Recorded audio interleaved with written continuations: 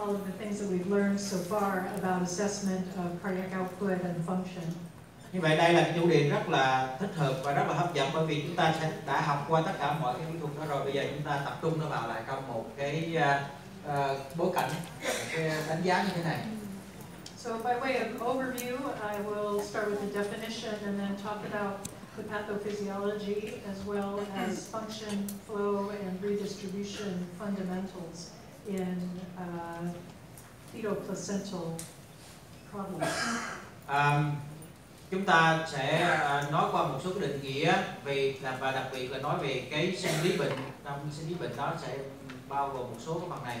Và sau đó chúng ta sẽ nói về cái chức năng cũng như là cái tái phân bố dòng máu, một số cái nguyên lý. Since I'm not an obstetrician, I'm not going to talk about management. I don't have any expertise in that. Tôi sẽ không nói về cái xử trí bệnh lý này. But let's talk a little bit about definitions. As we know, intrauterine growth restriction, or what's now been termed fetal growth restriction, can have a variety of causes, but is also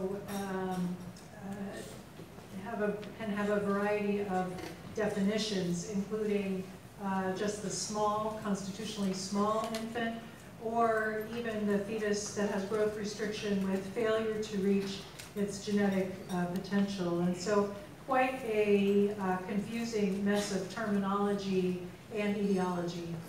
Ở đây chúng ta thấy là cái định nghĩa thứ nhất là cái nguyên nhân của cái chậm phát triển trong bào thai thì nó có rất là nhiều cái chậm phát triển trong bào thai. Cái định nghĩa của nó cũng rất là thay đổi. Ví dụ như ở đây cái thuật ngữ này và hoặc là cái thuật ngữ này hoặc là cái thuật ngữ này. Nói chung là khi mà chúng ta có rất là nhiều cái thuật ngữ như vậy thì đôi khi nó sẽ làm mình rất là lẫn lộn và rất là khó hiểu.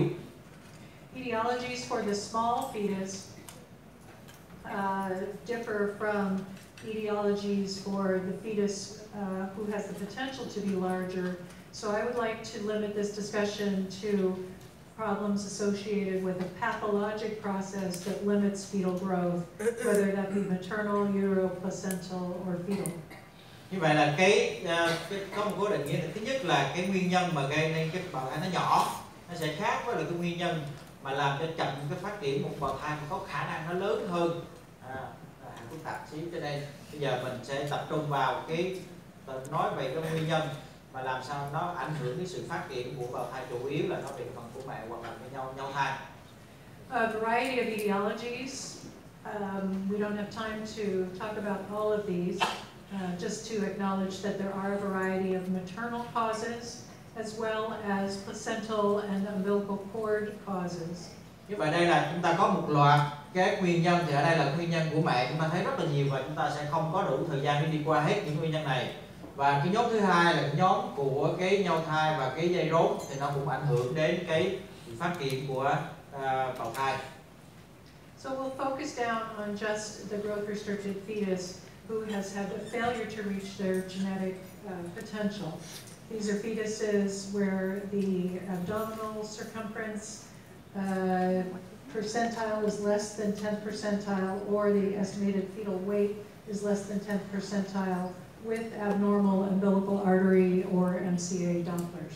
Như vậy là cái này chúng ta đang nói về một đứa trẻ nó có cái việc bộ gen của nó là hoàn toàn bình thường, nó có thể phát triển lớn hơn, nhưng mà vì một lý do nào đó bên ngoài cái bản thân của em bé, ví dụ như là như này chúng ta nói của mẹ hay là của cái nhau thai của rốn, nó ảnh hưởng đến sự phát triển của em bé. Thì đây là cái nhóm này chúng ta gọi đang ở nhóm này.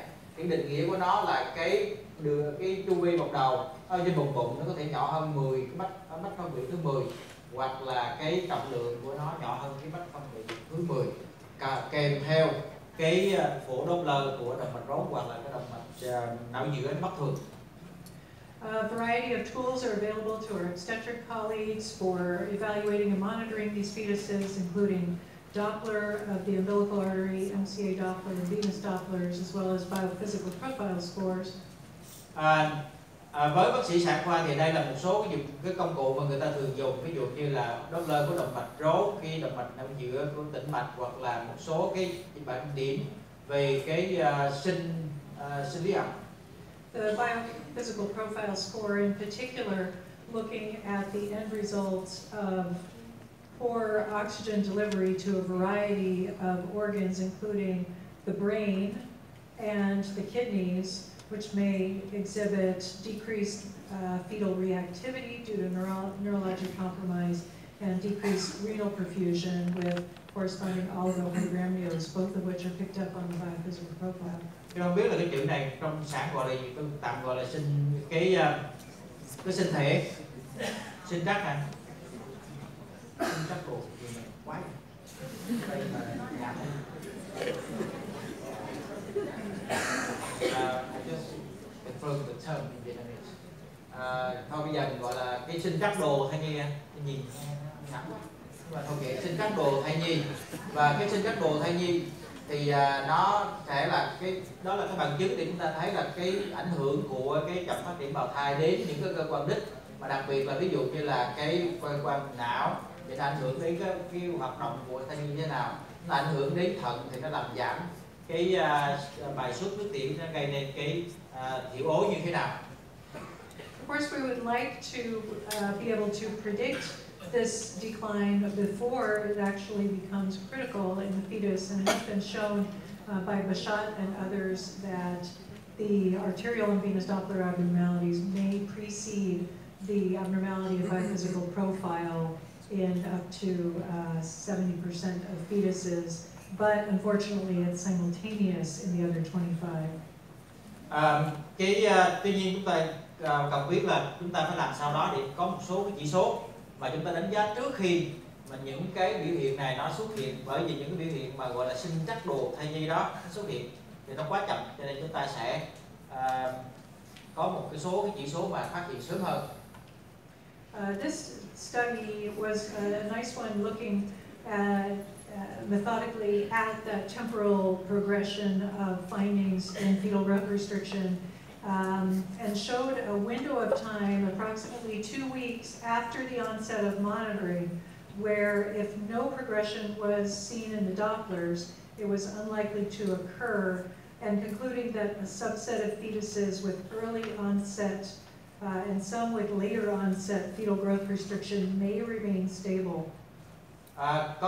Đây là một cái nghiên cứu, người ta thấy là ví dụ như trong cái lần đầu tiên người ta phát hiện và sau đó người ta theo dõi trong khoảng cái thời gian khoảng 2 tuần, chúng ta nhớ không nhầm 2 tuần, thì người ta sẽ khảo sát là trong những trường hợp nào thì có sự thay đổi và trong trường hợp nào thì sẽ không có cái sự thay đổi ở những cái chỉ số nào đó.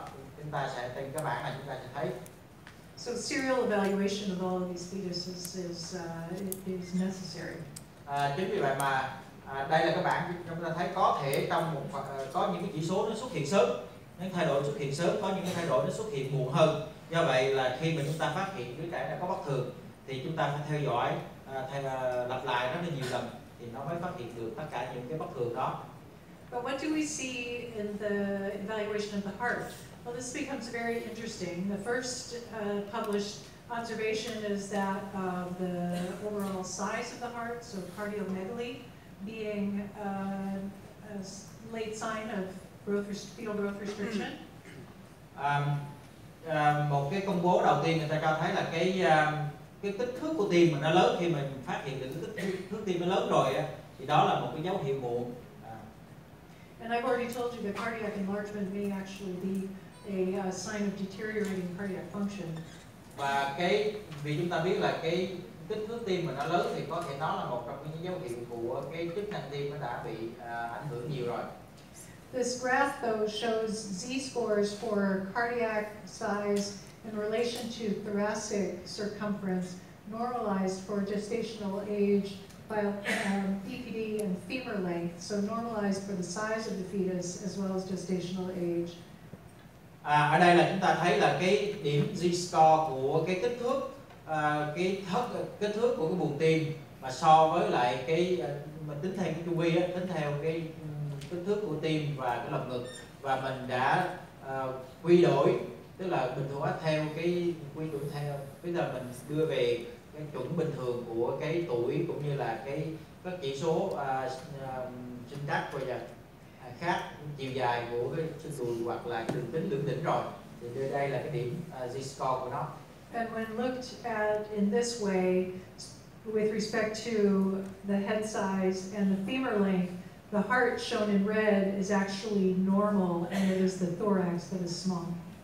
Ở đây chúng ta thấy nếu mà mình so với lại cái đường kính lưỡng đỉnh thì ở đây cái kích thước tim á nó vẫn bình thường, trong khi đó là cái kích thước của cái lồng ngực nó đã giảm.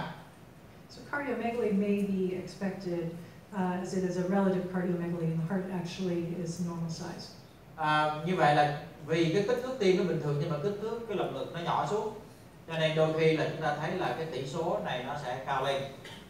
So heart size probably not helpful, but the fetal heart is affected as far as function in fetal growth restriction. There is deteriorating placental function resulting in redistribution of flow away from the placenta towards the head. As the cardiac output starts to be inadequate and oxygen delivery starts to be inadequate from the diseased placenta, the fetus starts to become acidotic, and with this acidosis and decreased oxygen delivery, declining cardiac systolic and diastolic function are seen. And this, I think, explains the reduction in umbilical venous return compared to cardiac output and some of the end result Dopplers that we see. Như vậy chúng ta thấy là vì cái kích thước của tim nó với lồng ngực nó thay đổi theo một cái tương đối như vậy, cho nên cái slide trước chúng ta thấy là cái kích thước gọi là cái chỉ số tim lồng ngực nó không phải là một cái chỉ số đáng tin cậy.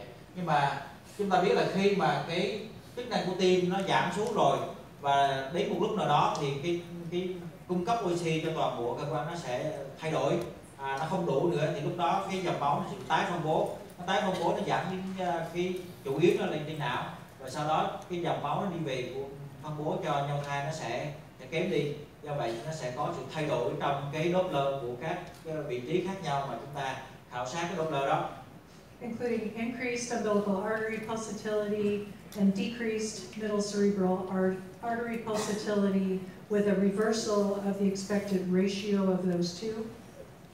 Ở đây chúng ta thấy là nó sẽ thay đổi cái mức độ của cái động mạch rốn này. Chúng ta thấy nó cái độ nảy nó rất là cao và đôi khi nó bị đảo ngược, cũng như là nó giảm cái tỷ số độ nảy của cái động mạch não giữa, và đôi khi ở cái tĩnh mạch, ống tĩnh mạch thì nó sẽ làm giảm cái sóng A. And increased inductus venosus pulsatility with decreased A-wave velocity or even reversal of the A-wave. Nếu như các anh nhìn thấy trước thì cái chỗ này, cái đáy này, cái chỗ thung lũng này thường nó nằm ở chỗ cái màu đỏ đây, nhưng mà trong trường hợp này thì nó xuống đến tận cái đường cơ bản, và đôi khi trong một số trường hợp nó có thể bị đảo ngược nữa. I think that the MCA Doppler signal changes deserve special notice because they've been quite well studied, and there's been a correlation of oxygen delivery and middle cerebral artery Doppler measures of blood flow in terms of the pulsatility index. Cái chỉ số mà cái Doppler của động mạch não giữa thì chúng ta thường sử dụng là bởi vì nó có nhiều cái nghiên cứu nó chứng minh rất là rõ là cái sự thay đổi của cái Doppler này nó có tương quan đến cái sự giảm của oxy ở trong cung cấp cho não. Và như cái slide trước cô có nói là khi mà cái biểu hiện này nó cái cung cấp oxy cho cái cơ mô nó giảm xuống, thì lúc đó cái chuyển hóa nó sẽ qua chuyển hóa kỳ khí, và lúc đó cái có thể nó xuất hiện cái toàn chuyển hóa, và đây đã được nghiên cứu rất là kỹ rồi. So an abnormally low pulsatility. Ở đây là cái chỉ số này gọi là cái chỉ số nảy này nó sẽ giảm xuống. Is correlated with a decrease in MCA pulsatility by Doppler autoregulation, and is correlated with hypoxemia. Và trong trường hợp mà giảm oxy này á thì nó có tương quan với là giảm cái chỉ số nảy này. This is termed the brain sparing effect, and is shown very nicely in this example of a 31-week fetus, maternal pregnancy-induced hypertension and gestational diabetes, resulting in a 31-week fetus who is measuring 20 weeks in size. Chúng ta thấy là đây là ảnh hưởng của một người mẹ bị tăng huyết áp và là cái đái tháo đường trong cái thai kỳ. Và khi mà chúng ta thấy cái em bé đó cái bào thai thì 31 tuần, nhưng mà khi chúng ta đo về cái sinh trắc chỉ số nhân trắc thì chúng ta chỉ thấy nó là 20 tuần thôi, tức là bào thai nó rất là nhỏ, tương ứng với lại thai 20 tuần. So it's no surprise that this fetus exhibits this brain-sparing effect and a high resistance umbilical artery, even with some reversal of flow and diastole. Và như vậy chúng ta thấy ở đây cái cơ chế để bảo vệ cái não thì chúng ta thấy ở đây nó vẫn có dòng máu đây, nhưng mà ở chỗ cái động mạch rốn thì nó đã có cái dòng trào ngược rồi. And more interesting though is because of this dramatic difference in resistances in these two beds that are connected through the aortic isthmus, in late fetal growth restriction, you can start to see frank flow reversal in the isthmus of the aorta. Và cái điều rất là hấp dẫn ở chỗ đây là bởi vì có một cái cơ chế nó làm giãn cái mạch máu não để nó đảm bảo là nó bảo vệ cái não đó, cho nên cái kháng lực trên mạch máu não rất là thấp, trong khi những cái vùng khác thì là cái kháng lực nó rất là cao. Do đó đôi khi trong cái trường hợp mà suy cái chậm phát triển bào thai giai đoạn sau này nặng hơn thì lúc đó cái dòng máu này có thể nó đi từ dưới này nó đi ngược lên cái não. Chúng ta thấy ở cái màu này, cái màu trào ngược này, bởi vì là do cái kháng lực mạch máu não nó thấp. This retrograde flow in the distal arch is not a coarctation and should not be confused with that. Và khi chúng ta nhìn thấy cái dòng máu trào ngược này, chúng ta đừng có nghĩ đó là do cái hẹp eo động mạch chủ, mà nó là do cái giảm cái kháng lực của mạch máu não để bảo vệ cái não. Entirely due to the brain sparing. Để mà bảo vệ, nói chung là cái cơ chế để bảo vệ não là nó sẽ làm gây giảm mạch máu não như vậy. This phenomenon has been studied with the concept, as I said, of the isthmus being the vascular segment that allows the two downstream resistances to equilibrate. And animal models have shown that increase in placental resistance does lead to an increase in this retrograde flow. It's been also shown in humans that the finding of retrograde flow in the isthmus correlates with worse neurologic outcomes in survivors at 2 to 4 years of life. Như vậy là cái khái niệm về cái bảo vệ não đó, mình đưa cái khái niệm bảo vệ não và cái khái niệm đó nó được chứng minh ở một cái số nghiên cứu trên động vật. Và với người á thì chúng ta thấy trong cái trường hợp mà chậm phát triển bào thai, mà nếu như có cái dòng máu này nó trào ngược trên đây thì có nghĩa là đó là cái giai đoạn muộn, nó đã muộn rồi, cho nên cái dòng máu nó lên thì nó sau này khoảng cái theo dõi trong vòng khoảng 4 đến 5 năm thì cái dự hậu về cái thần kinh của những đứa trẻ này nó kém hơn những cái đứa trẻ khác mà không có cái dòng máu trào ngược này. So a good reason in the fetal growth restricted fetus who's very early gestation and trying to make decisions about pregnancy management, good reason to look at more than just the biophysical profile and the placental Dopplers. Chính vì vậy mà đây là lý do vì sao mà khi chúng ta siêu âm trong những cái em bé có bị chậm phát triển trong bào thai thì chúng ta không chỉ đơn thuần đo cái kích thước hoặc là đo cái Doppler của cái bào thai, cái rau thai không, mà chúng ta phải khảo sát luôn cả trên não và cái động mạch chủ này để nó có một cái nhìn toàn diện hơn. As at 25 weeks in a fetus with an estimated weight of 300 grams, we may not elect to continuously monitor this fetus or to offer a cesarean section for fetal distress since the prognosis is so poor.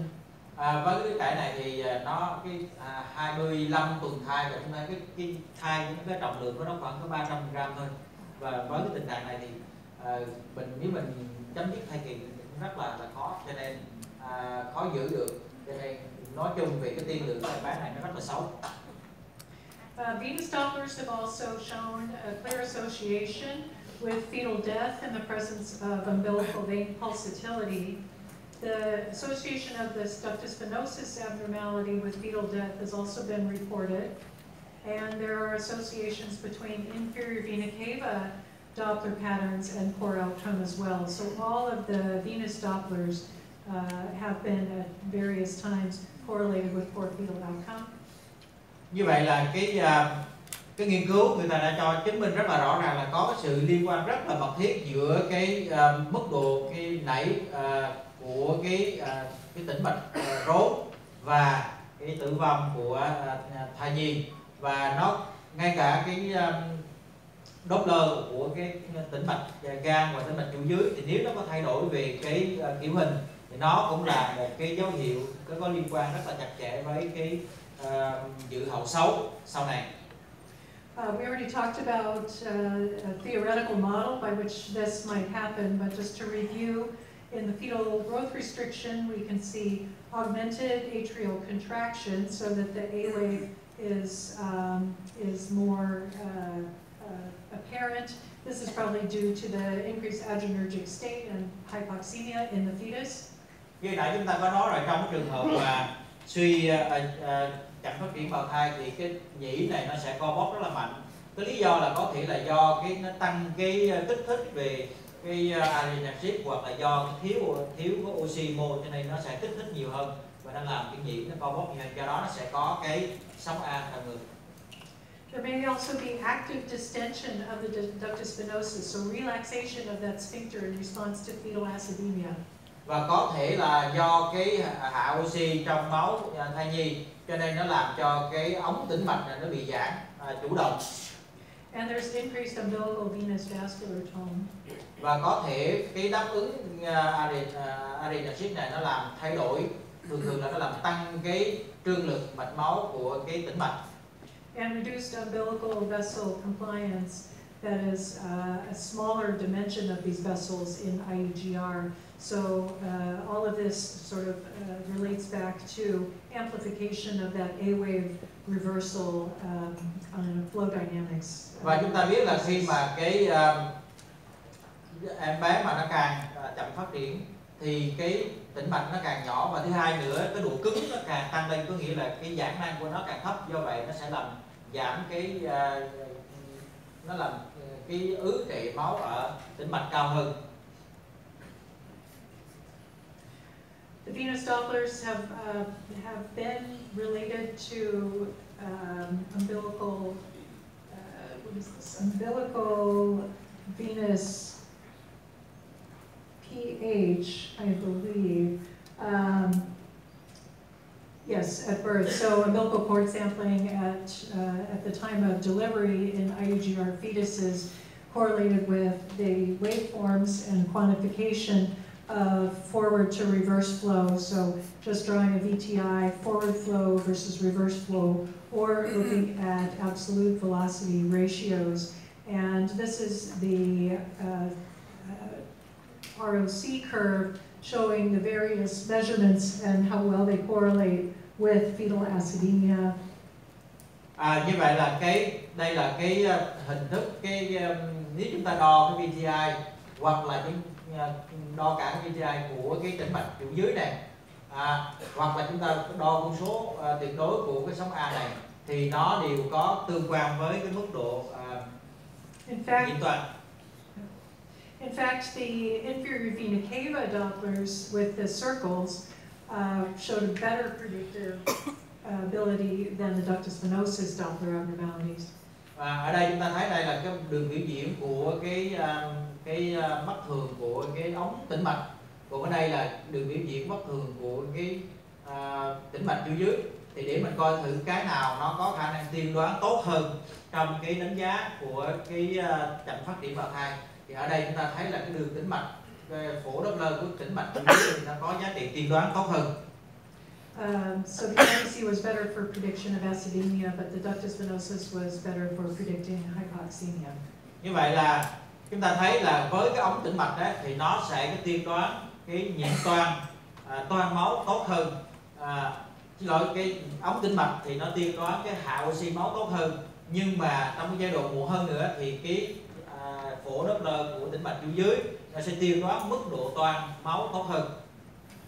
So based on this type of evidence, frank venous Doppler abnormalities are thought to be a late finding and an indication for expeditious delivery. Như vậy là trong trường hợp mà cái tĩnh mạch, cái phổ tĩnh mạch nó có bất thường rồi, thì nó có thể, một tĩnh mạch chủ yếu nó bất thường rồi, có thể là nó biểu hiện rất là nặng rồi, Do vậy có thể chúng ta cần phải chỉ định can thiệp sớm hơn, có thể là chúng ta có thể cho ngừng thai chủ động.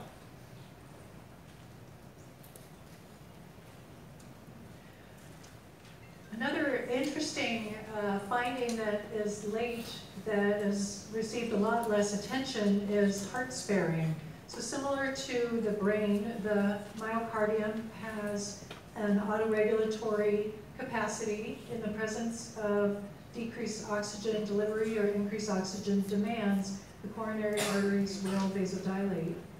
Giống như trong trường hợp chúng ta thiếu máu, thiếu oxy cho toàn bộ cơ thể, thì nãy chúng ta đã nói rồi, cái não nó có một cơ chế và tự điều hòa để bảo vệ cái não. Thì ở đây cái tim nó cũng có một cơ chế tự điều hòa để bảo vệ cái tim nữa. Cho nên trong trường hợp thiếu máu, thiếu oxy đó, thì cái động mạch vành nó bắt đầu nó giãn để nó cung cấp tăng, nó cung cấp máu cho tim.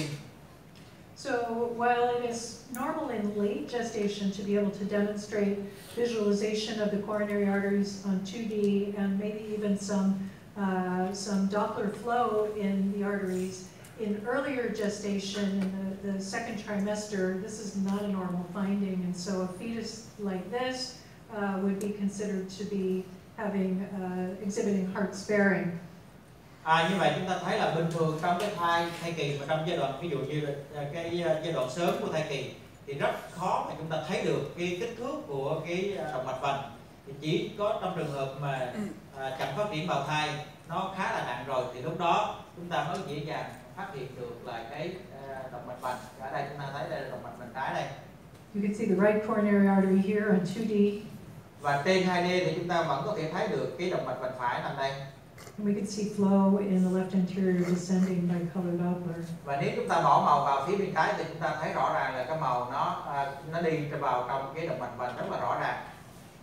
There have been groups that have actually performed post-Doppler interrogation in these types of fetuses, which I find very difficult to do and probably not clinically necessary.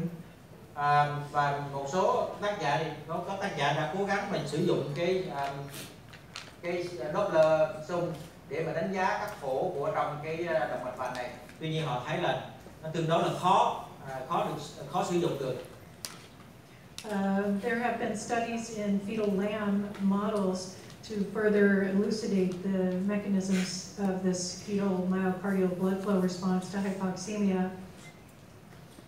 Có cái nghiên cứu, tuy nhiên ở động vật thì người ta nghiên cứu là gây nên hạ cái oxy máu ở cái thai của cừu. They showed that chronic hypoxemia leads to increased baseline coronary flow, explaining the enlargement of the coronary arteries. And in addition, the flow reserve was augmented.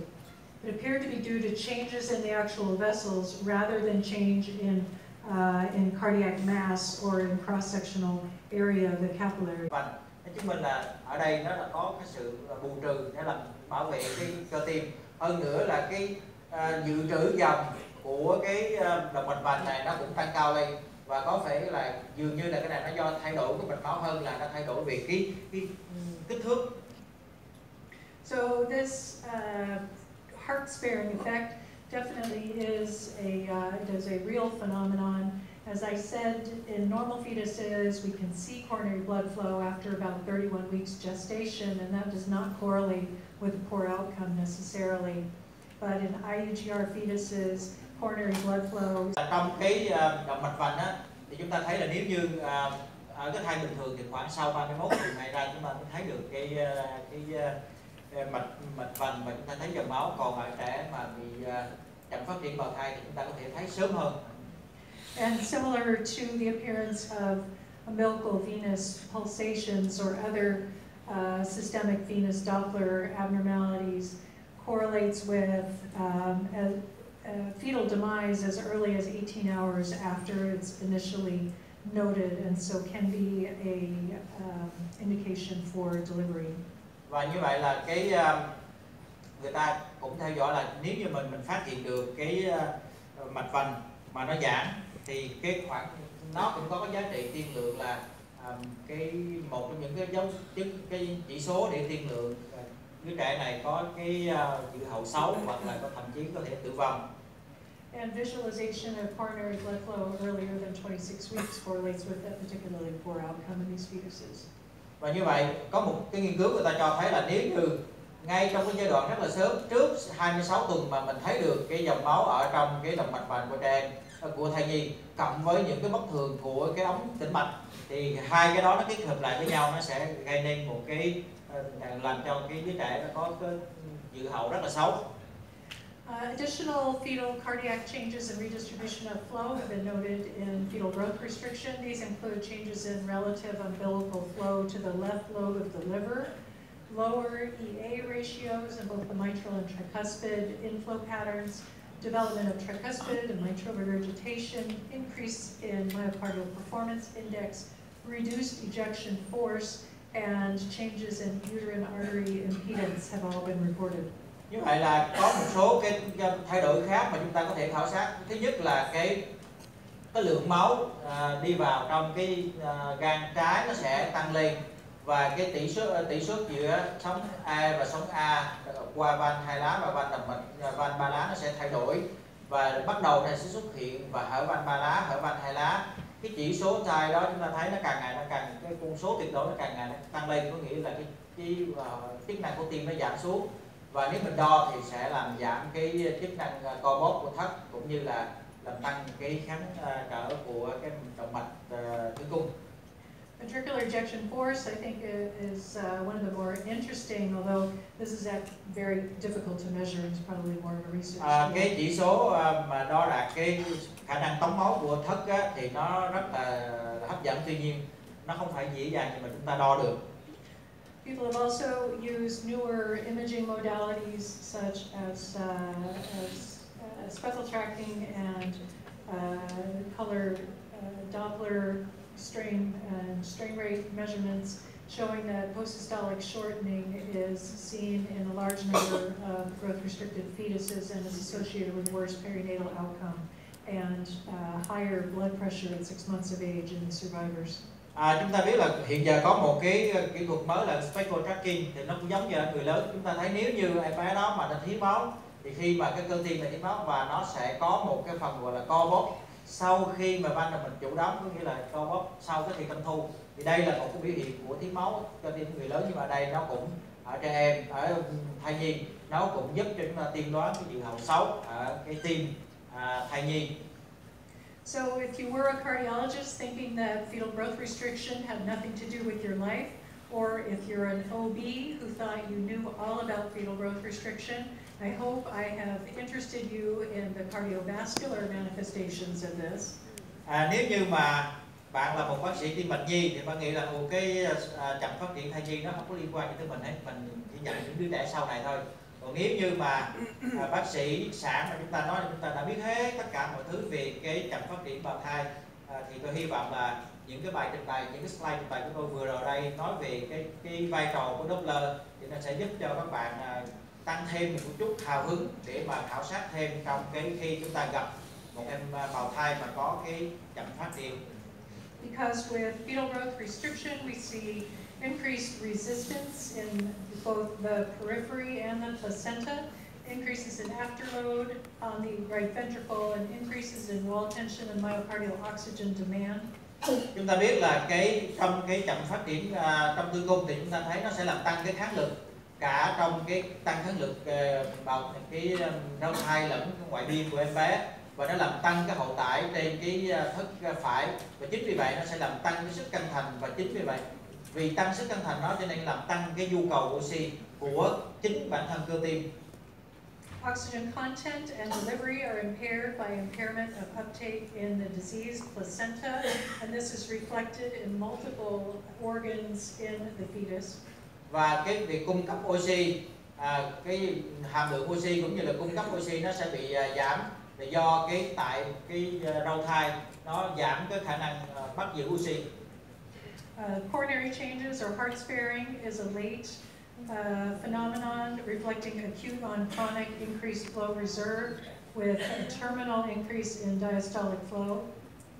Và chúng ta thấy là cái thay đổi ở cái động mạch vành á, thì nó sẽ là phản ứng cái tình trạng gọi là cái tình trạng cấp trên cái nền mạn tính, và nó sẽ làm tăng cái lưu lượng máu trong thì tâm thu, mà nó phản ánh cái tình trạng xấu.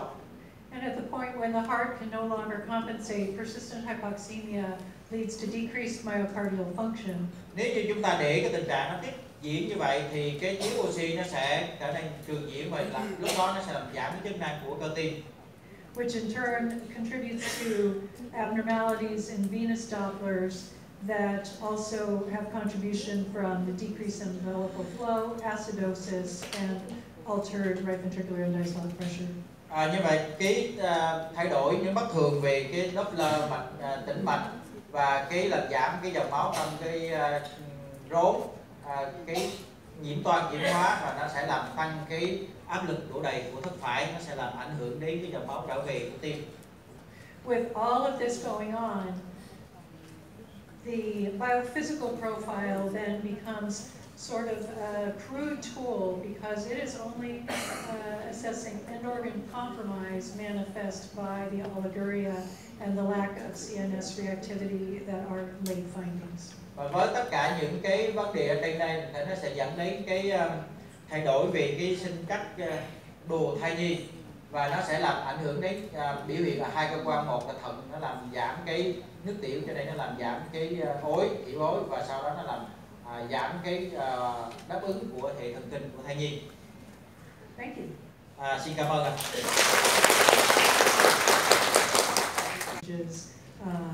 With flow reversal. So if you want to read that, that'll be. Đây là cái bài báo chúng ta thấy nó giúp cho chúng ta phân độ cái phân độ của cái chậm phát triển trong bào thai.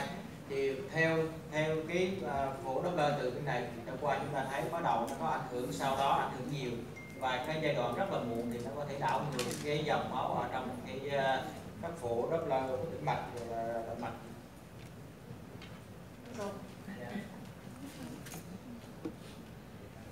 So we have